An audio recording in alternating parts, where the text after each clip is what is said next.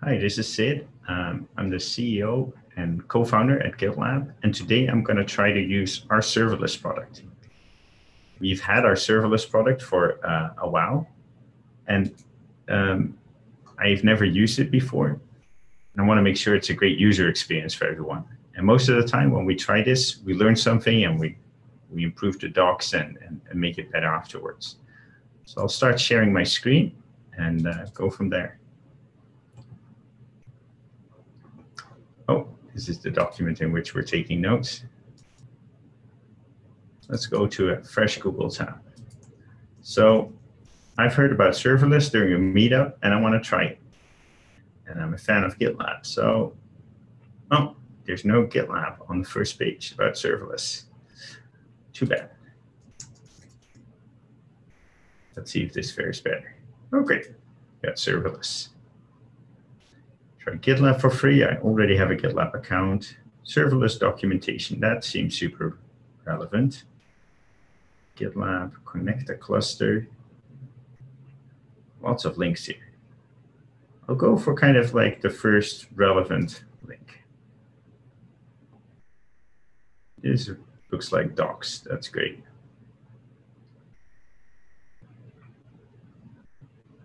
To run Knative on GitLab, you need Kubernetes cluster. Ooh. Okay. Add a cluster using GitLab's GKE integration. I can do that. Before that, you need a billing account. I have that. I got a billing account and a domain name because Daniel said that was needed. Kubernetes engine API is enabled. What is that?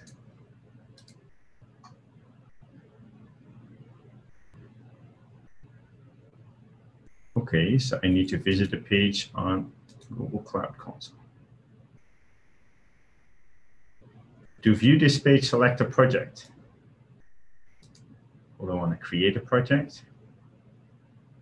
Serverless test.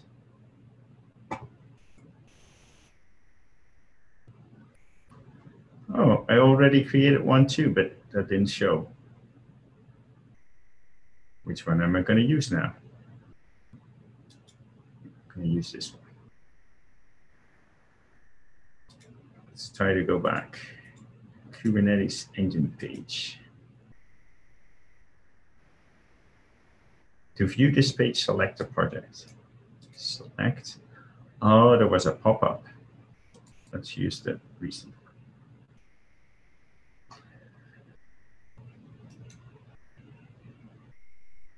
Now the API is being enabled. This might take a minute or more, and then probably we can create a cluster. Let's do some reading ahead of what the next step is. Make sure that billing is enabled. I already enabled billing and put a credit card in, so it should be good. Billing, yep, this, creating the cluster. Navigate to your project's operations Kubernetes page. Great, this assumes I have a project on GitLab, but I can do that. So I'm gonna go to GitLab. Start a new project. I'll call it serverless test. It's going to be under my own domain. I'm going to make it public. Initialize it. Why not? Let's go. This looks nice. Then I had to go to the settings, operations. Okay, I don't recognize anything here. Let's go back. I think this we kind of did. Or what? Operations Kubernetes page. Click Add Kubernetes cluster.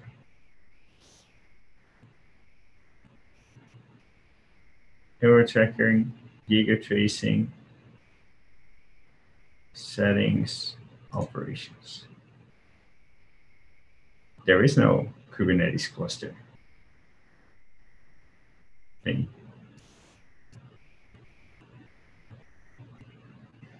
Oh, there's an operations here too. Serverless and Kubernetes. Oh, that's great. Probably should not have two things that are called operations in the menu. Add a Kubernetes cluster.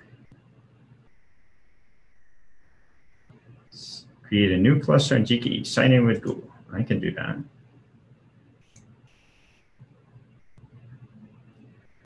Allow GitLab to do everything. Oh, keys to the kingdom. Kubernetes clustering. Serverless test or something. We're just going to call everything serverless test. Select Google Cloud Platform project. It's also called serverless test. Let's see if there's any other instructions. Name, environment scope. It says the variables. It doesn't say what I have to do. It doesn't say anything about RBAC here. Like, I think I have to enable it, but it doesn't say so. So it makes me a bit itchy, but let's go. It's being created.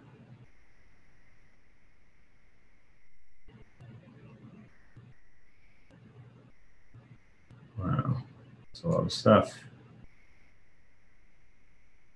Okay, adding an existing one. I don't need to do that because we just did that. Security implications. Base domain.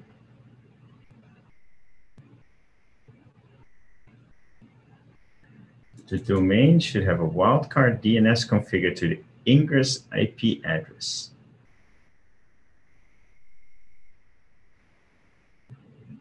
Oh, I did the right thing for RBAC. Well, that's nice. Domain should have a wildcard. Okay, so I got a domain. I got the domain too. Got a new and shiny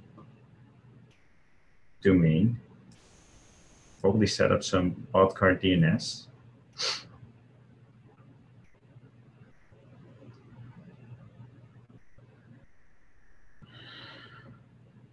So this is the domain, sit.dev.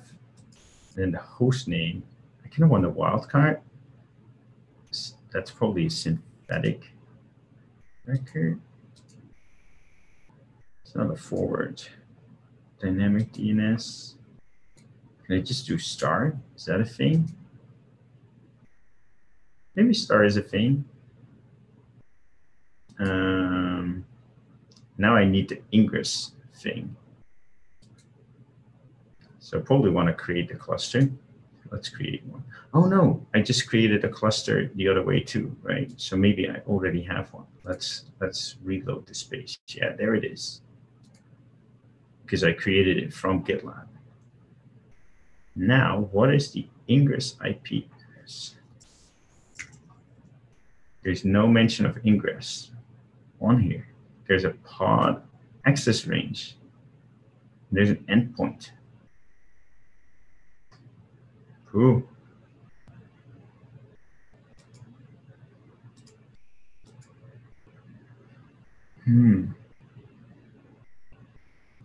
Endpoint is probably for the cluster administration.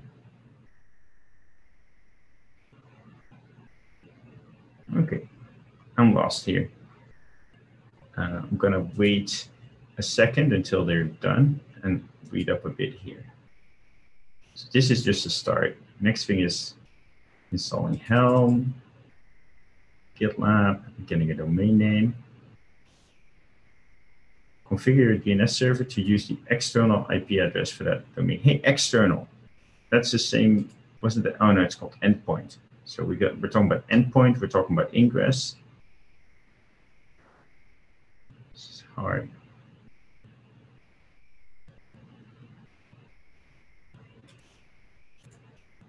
Do you have any notes? I'm going to reload this page, see if there's more available. Oh, it has notes now. That didn't refresh automatically. So this is the pod range, but that's not ingress because the ingress is different from the pod. So I'm going to guess that the endpoint is the same as the ingress.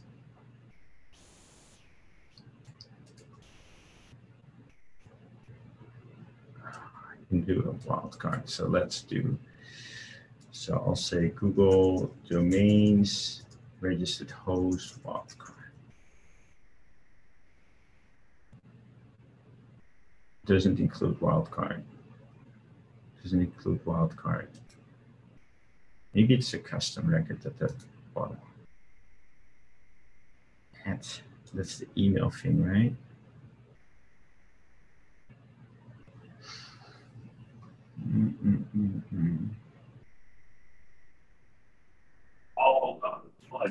So Sid, for the wildcard domain, the instructions that you just had were for adding a cluster and using Ingress, Nginx Ingress, which you actually don't need for serverless. So you can move on from that step. We use a different Ingress in the serverless. Ah, okay. Well, thanks, Quizmaster, for that hint. It makes it easier.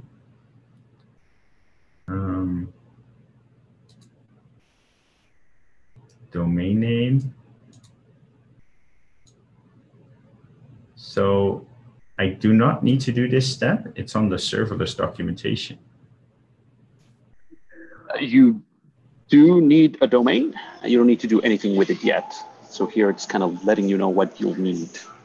Oh, okay, so it's a step without being a step. Okay, well, we probably should have a look at that. Noted. Installing Knative. Great. And the Kubernetes cluster, we did that. Install Helm. Let's go do that. Installing applications. Navigate to your project's operations Kubernetes and select your cluster. I think this is the thing. Yeah, select the cluster. This is the cluster. And then here's the thing for Helm. That's nice. Let's press this button. That's clear. I'm super happy with this thing. This makes it super clear for me. Closing a few windows here. So we're installing Helm. Let's read up a bit. Once Helm has been installed, enter the domain to be used. Example.com. Click install. That's nice. I can do that. I can do sid.dev. Then I have to do something that looks pretty complex. I'm gonna start iterm and see what I get when I do this.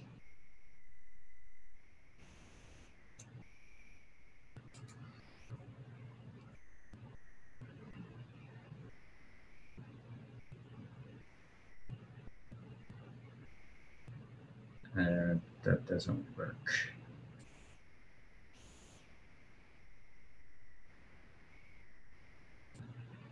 It says the connection was refused. But how does kubectl even know what my machine is? So I'm going to go for the first thing. I'm going to wait until it's displayed in the Knative IP address field. That should be easier. Do we have such a field? I'm not sure where that field is. Anyway, it's installed, so that's great. What was the next step?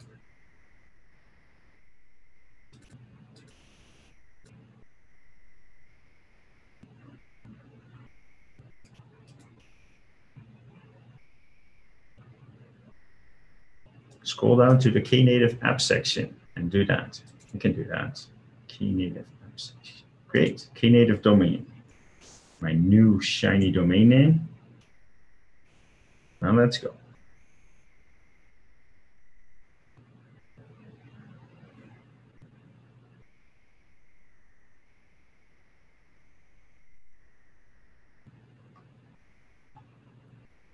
While we're waiting, I'll just have a look at what the next thing will be. Then I'll go wait for that IP address. Then it should be routing. Oh, then an A record. I can do that. Oh, there's a nice instruction on how to do it, because I forgot. And the next thing, I want to run a function. There's an examples document. That's cool.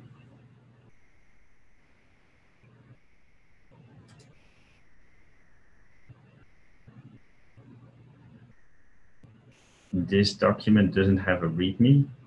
I think it's probably about the serverless functions, right?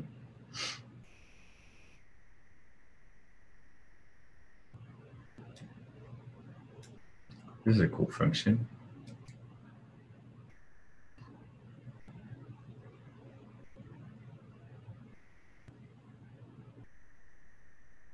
Create a directory.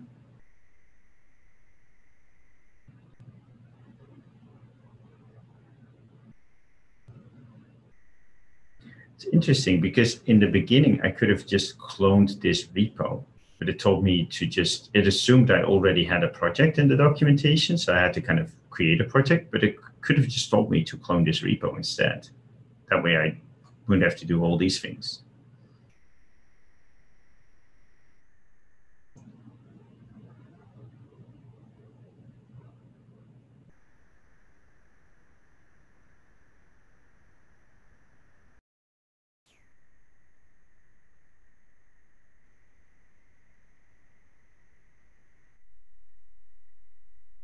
Let's go back and see whether the install has succeeded. So it's installed. The IP address is in the process of being assigned. Please check your Kubernetes cluster or quotas on Google Kubernetes Engine if it takes a long time.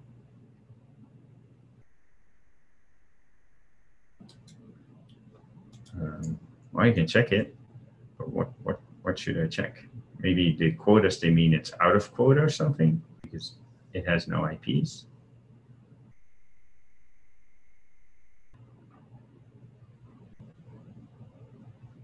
This is it.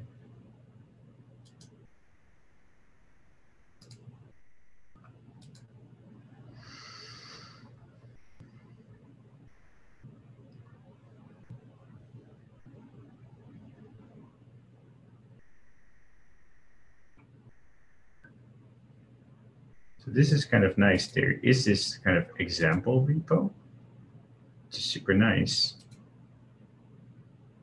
Can I just clone this?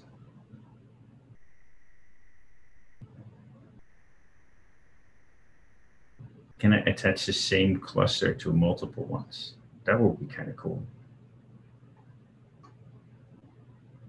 I'm probably going to break something, but let's have a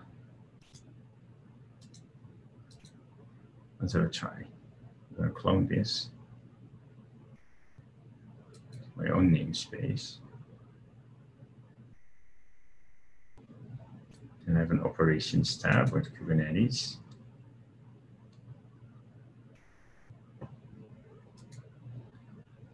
Add a Kubernetes cluster. Oh, this is harder. I can just create another cluster. Who cares?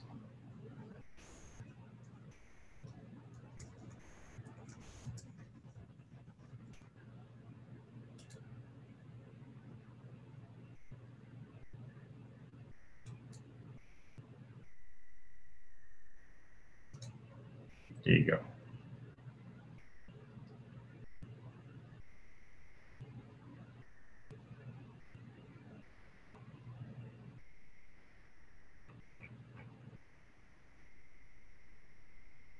So we're creating this fourth one. Here we have the unfourth one. Let's refresh this and see whether we have an IP. Oh, we have an IP address. Great, great. We can proceed.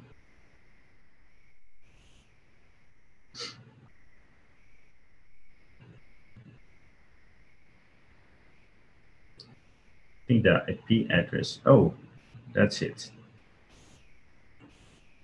Create a base record to that IP address. Okay, so I'm going to copy this. Go to Google Domains. I'm going to probably say custom resource. So it's like star.sid.dev. That's an A record. I should point to that. Great. I have this thing now. It should point in the right direction. This one is the the forked repo.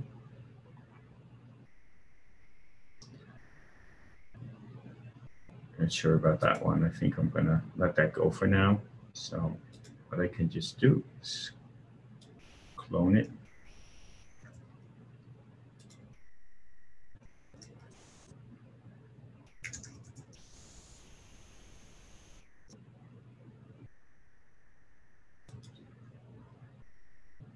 Nice.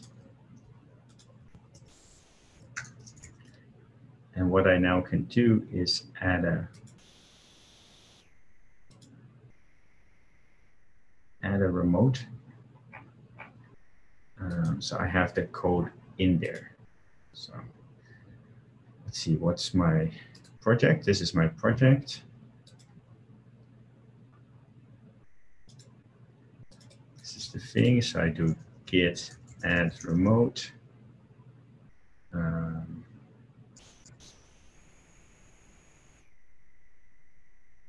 Git remote add it is just git push test. So you can see that thing.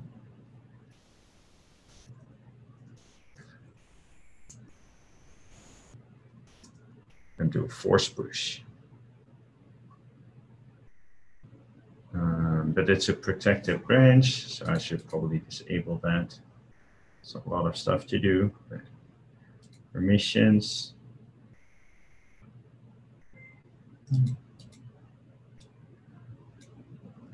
Merge requests. Oh, what do we do? Branches. Probably that's in the repository.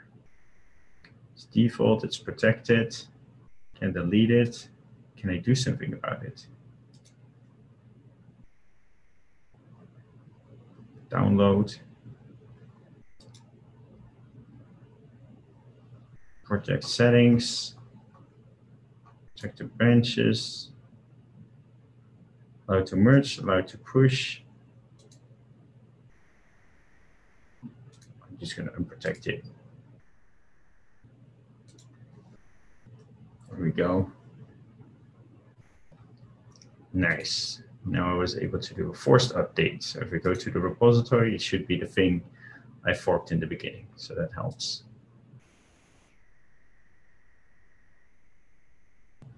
So installing Knative, this went fine. Deploying functions, create a directory, did that. Create the file.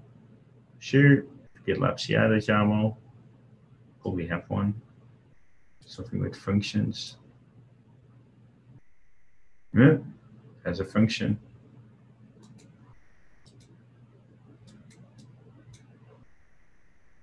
Serverless, some stuff.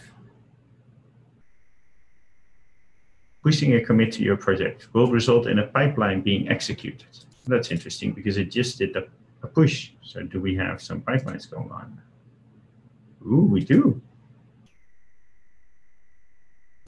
Pending. This job is creating an environment to test.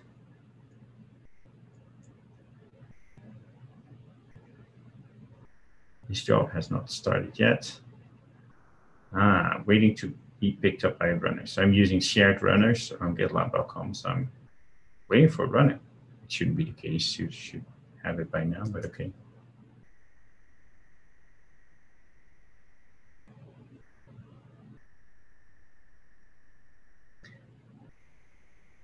And then I can run this thing.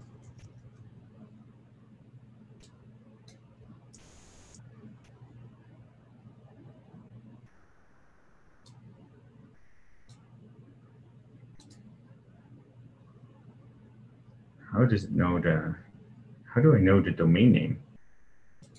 Example.net. Well, I know one thing, the standard is example.com. That is the official example domain. So that's weird. And then this, how does it know that? Yeah, so there's a step above that, Sid, that tells you how to retrieve the domain. Okay, thanks. Oh, but there was so much stuff here that I kind of missed that this was a step. Once the deploy stage has finished, it will appear under operations serverless. Oh, that's interesting. Ooh, and it finished. That's nice. So now I can go to operations serverless.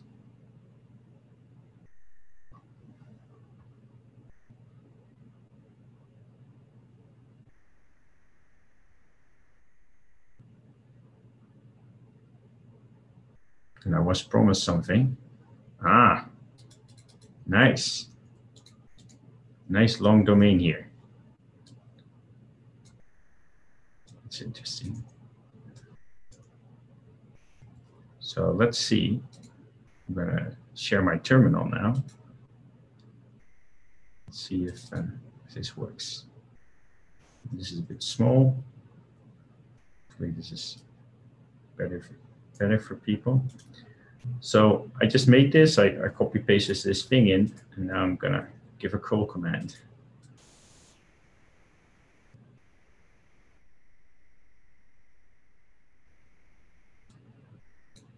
I'm not 100% sure this is what I should see.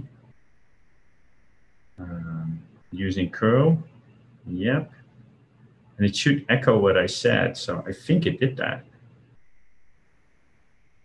Let me modify this to make sure it's correct. Yep, I'm getting something back. That's pretty darn awesome. So we're less than half an hour in, and it all worked.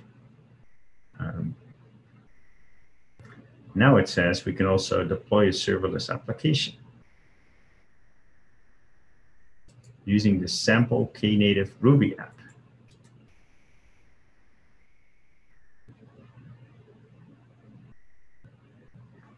That's pretty cool. I'm going to go to the sample app. I'm going to fork it.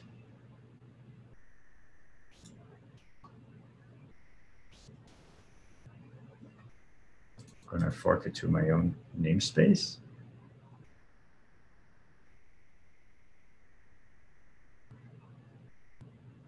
I'm going to clone it locally.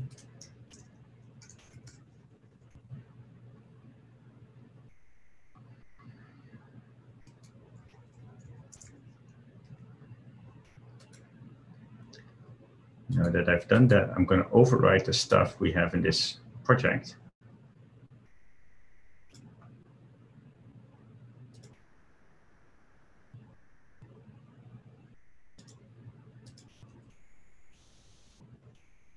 Git remote add test that thing, git push test. And I should add F for the force push. Cool, I force pushed to have the other example repo in, the Knative app, the Knative Ruby app. So that's now here. That should start. Run. We're still seeing your terminal window, Sid. Oh, sorry about that.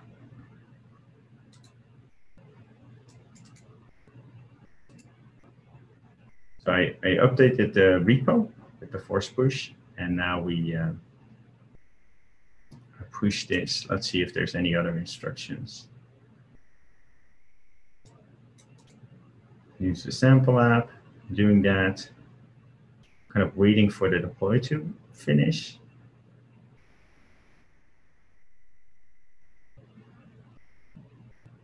And then I should see a hello world.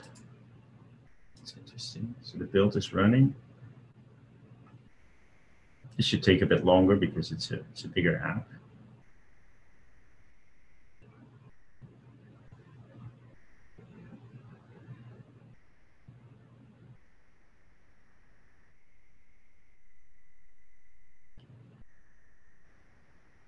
I'm familiar with that.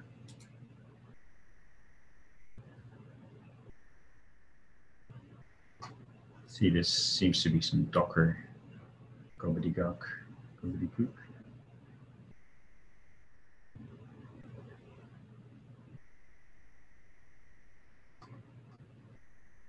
Not sure the auto scroll is working. Job succeeded, the auto scroll wasn't working. Not sure what was wrong there.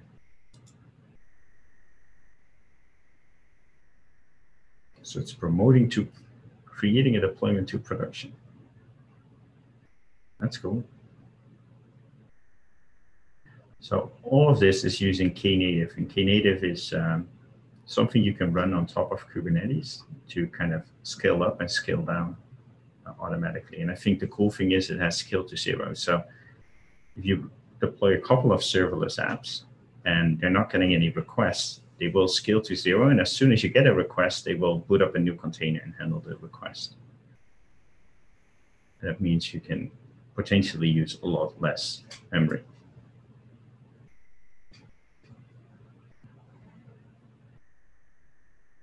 And apart from Knative, it's using Trigger Mesh, the serverless framework.